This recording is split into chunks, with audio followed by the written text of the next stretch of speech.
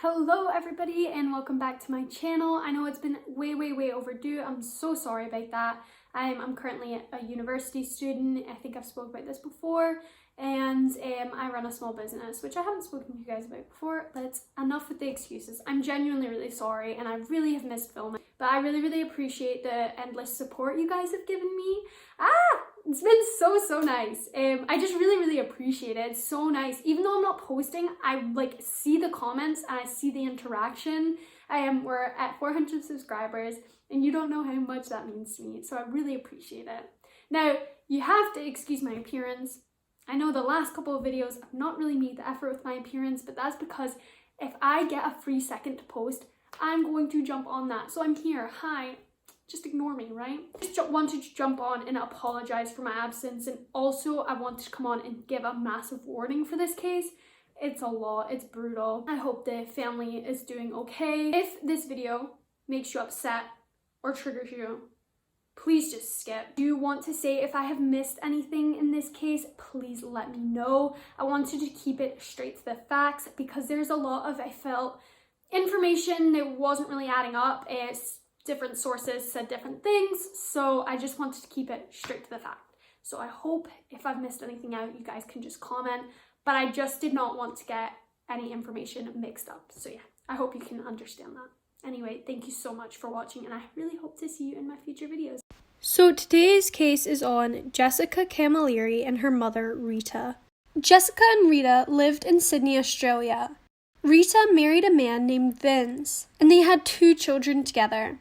The eldest daughter was Christy, and the youngest was Jessica.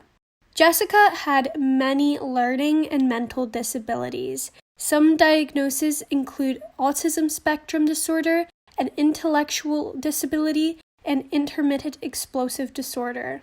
Due to her disabilities, she was bullied by other students at school.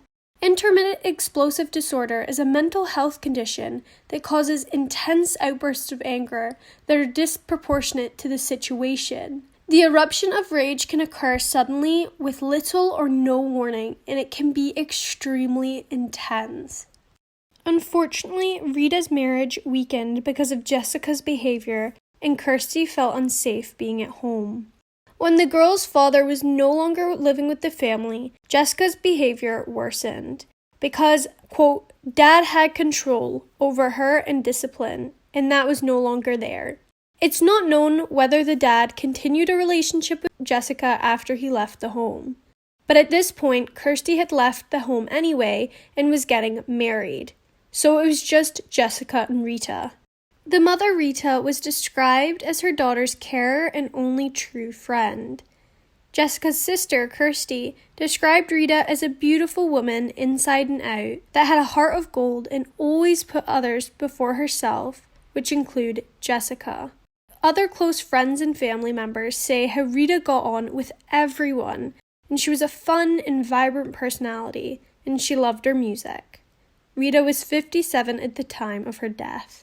So, due to Jessica's mental health conditions, she had a lengthy history of violent outbursts and assaulting people. Jessica would rip out people's hair. She had also attacked her aunt and her mom-in-law by ripping out their hair. She would harass or threaten family members as well as random people over the phone, including threats to cut off people's heads with knives. Due to her autism, Jessica would become fixated on certain things, and she became fixated on this man named Matthew Layfield. Jessica found a photo of Matthew online, along with a phone number for his business, Highland Meats.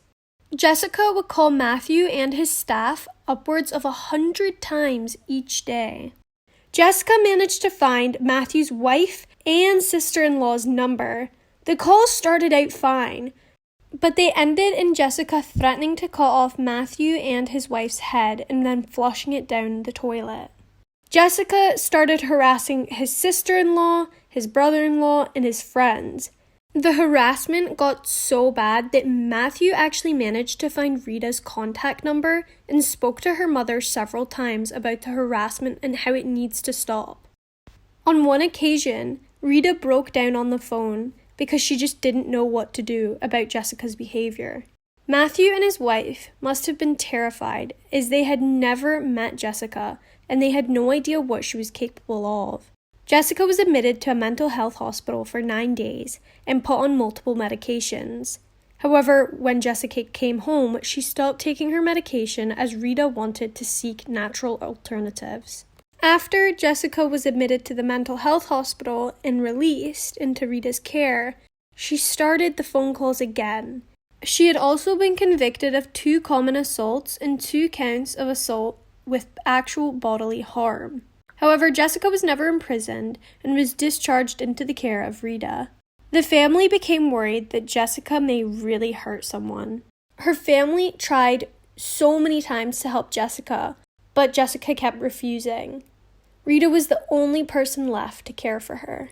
Rita felt that she really just did not want to put Jessica back in a hospital, and the best place for Jessica to receive care is at home. Kirsty, the eldest sister, explained how she felt that the mental health services failed Jessica and her mother, Rita. Rita was at a loss and didn't know what else to do for her daughter, Jessica. She was so desperate to help her that Rita was even going to pay a medium $2,500 Australian dollars to, quote, get the demon out of Jessica. Even though Jessica's behavior was getting worse and more out of control, the mother and daughter were known to be very close and had a great relationship. Rita never thought that the daughter that she loved and cared for so much would be the cause of her own death. It was July 20th, 2019. Rita was babysitting Kirsty's 4-year-old son when 25-year-old Jessica got into an argument with her mother. The argument was about Rita phoning emergency services and admitting Jessica to a mental health hospital. Jessica did not want to go back to the mental health hospital and was scared. And after hearing her mom say this, Jessica snapped. She grabbed Rita's hair, dragging her to the kitchen and brutally stabbing her mother 85 to 100 times.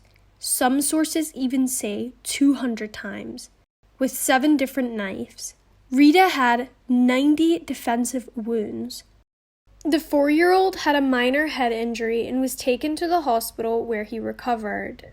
However, he witnessed everything. And I really, really hope that this little boy is okay and can mentally heal after that. She then further mutilated Rita's body and cut off her own mother's head. Jessica had also removed Rita's tongue, eyes, and tip of her nose. There was blood everywhere. I also just want to clear up that Jessica was a lot bigger than Rita, so unfortunately she overpowered Rita really easily. I'm now going to play the 911 call or the 000 call, so please be warned, it's intense, it's graphic. So this is your final warning. I'm about to play it. Hello, this is Alison from Police Emergency. We just received a call from this number. Yes, I need you to get the ambulance and the police out here immediately. To which address? 128 St. Clair Avenue. Please come. I need you. This is a immediate life or death situation. Can you talk to us? Oh, my finger's broken. But she just come in screaming for help, and when suddenly I opened the door, she said, just help me and call the police or ambulance. And she said to me, she had a fight with her mom, I think. Okay. My mum tried to stab me and I killed her, I think. So did she just say her mum tried to stab her? I don't know because of the... Yes. Yeah. With a knife. And in self-defense, I think I killed her. Yes. Can you tell him to come immediately? Yeah, can you please just come immediately? No, we can't go there. There's a kid in there. Could you come with me, please? No, I can't go. Sorry about that. No. Okay. There's a kid, a 4-year-old kid on the phone in the house. And is her...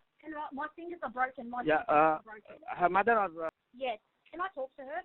Lady, can you hear me? Yes, I can. Your name's Jessica? My fingers are broken. Okay.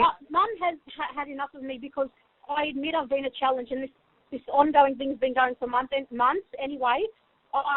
She had enough of me. She grabbed me by the hair and dragged me from my room all the way to the kitchen, and she got a knife and she tried to stab me with it, and I grabbed the knife off her because I thought she was going to stab me, so I stabbed her back.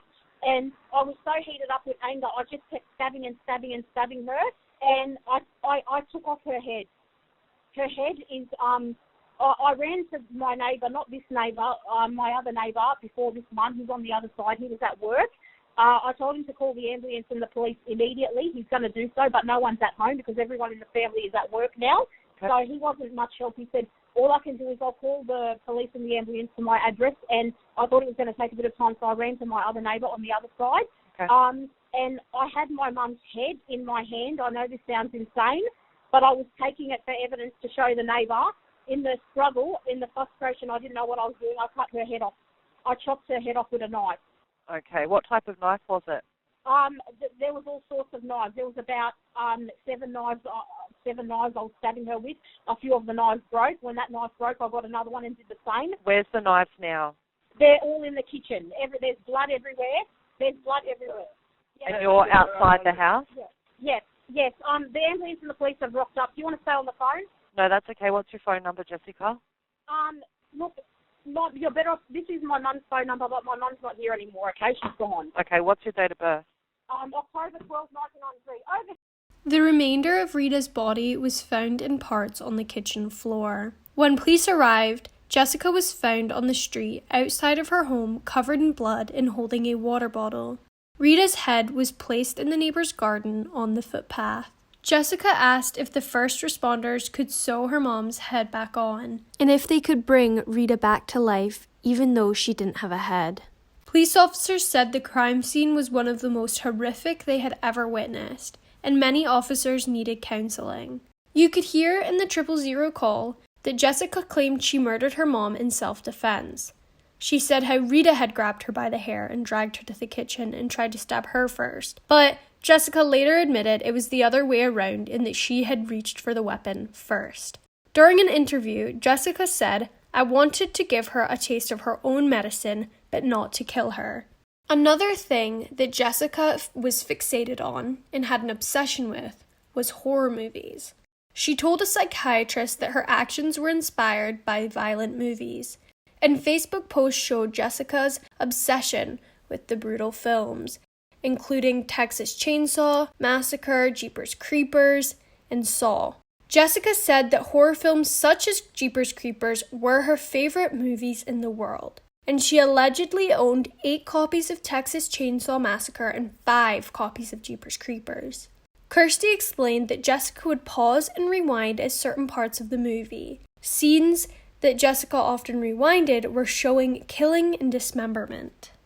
Jessica was sentenced to a maximum of 21 years and 7 months, with a non-parole period of 16 years and 2 months. Jessica was cleared of murdering her mother due to her history of mental illness, and was charged with manslaughter. Whilst in prison, she had been classed as a high-risk offender and had attacked a fellow inmate by grabbing and ripping out her hair. Right now, Jessica is in the Silverwater Correctional Complex. This prison is also the home to many high-risk female offenders, such as Catherine Knight. I covered her case on my YouTube channel, and it's just so brutal, so please be warned if you're going to go watch it.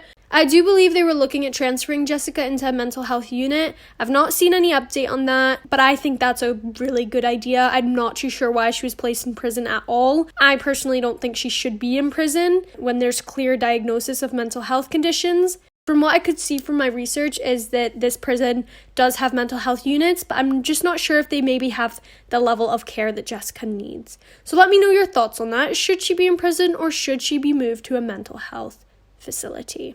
Thank you guys so much for watching, and I hope you stay around for more videos in the future. Thanks so much. Bye!